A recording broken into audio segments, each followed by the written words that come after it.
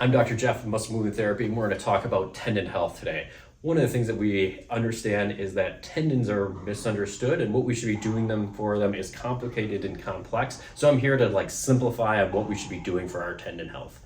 What we're going to divide up our section today into is if we have healthy tendon issues and what we can do to help prevent injuries, and then what we can do if we actually have some injured tissue. So first thing is we're going to look at that healthy tissue. I have no pain when I play. I just want to make sure I'm helping prevent something, or I just got done with injury and I want to help prevent it more. What we're going to use is take advantage of something that's called an isometric exercise. So we have a concentric exercise where you're going to use it this way, or an eccentric going this way. Isometric is where we don't change the joint angle at the time. We're just going to change how much pressure we're going to be using against it. So you can have a max where you're overcoming something, like if you're pushing against a wall, that can be an overcoming type isometrics, or you can use a yielding isometrics, if you're going to press and hold into a push-up, you can hang out there for about 20-30 seconds and then finish the movement. That'd be a yielding isometrics.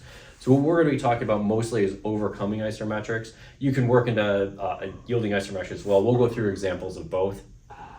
So the first way I like to describe this is going into a half split squat, and we'll show more examples of that. But if you get into that position and you just kind of hold, or you had that mean gym teacher that would have you do wall sits, those are very hard, even though it might seem like it's not, I just would sit against a wall. But any of us have ever had to do that, it doesn't seem fun. Even 30 seconds, it maxes most of us out. 2 minutes really gets us going.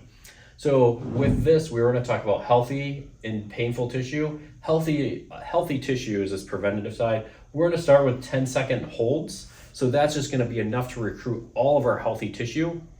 So we don't have to worry about any of the weakened tissue or injured tissue. So we know with a good amount of tension that we can build, that 10 seconds on is going to get there. So we can use this in a hanging maneuver. We can use this in a push-up position. We can use this in a squat position. Depending on the extremity and the tendon that we want to load, we want to do 10 seconds on, 50 seconds off. And then we want to repeat it every 10 seconds. So on the minute, 10 seconds on, take 50 seconds off. Or what you can do is switch up the joint that you're working on, or switch up the tendon and switch up the force vector that you're using. Then if we want to get into painful tissues, so this is the tissue that may be a little weakened due to states. So when tissue gets weakened or damaged, other tissue tends to take over and compensate for it. So that's where you almost end up using the tissue that's injured too much, and it becomes where we kind of use that path. This is sometimes referred to as the stress protector, or what we're end up doing is we're going to end up protecting the smaller tendons.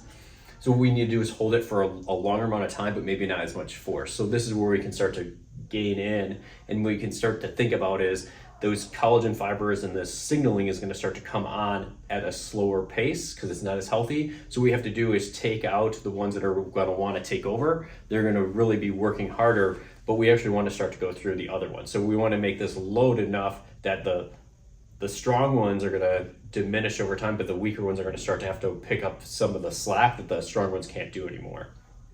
So this is where we start working on 30 seconds or up to 30 seconds.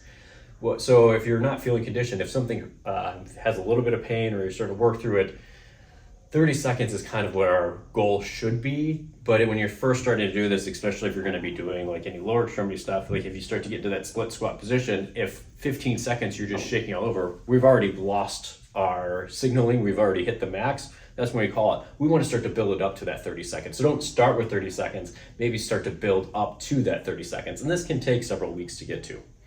And then what we want to make sure again is we want to try to get 10-minute max with both of these. So this is about eight reps is usually what I try to say is with that 2 minutes off, we can try to usually get to about 8 minutes, sometimes a little bit less. And then with the other one, we're gonna get to about 10 reps, usually within that 10-minute mark. So hopefully you can keep following us along, and we'll go through some more isometrics for upper extremity and lower extremity issues.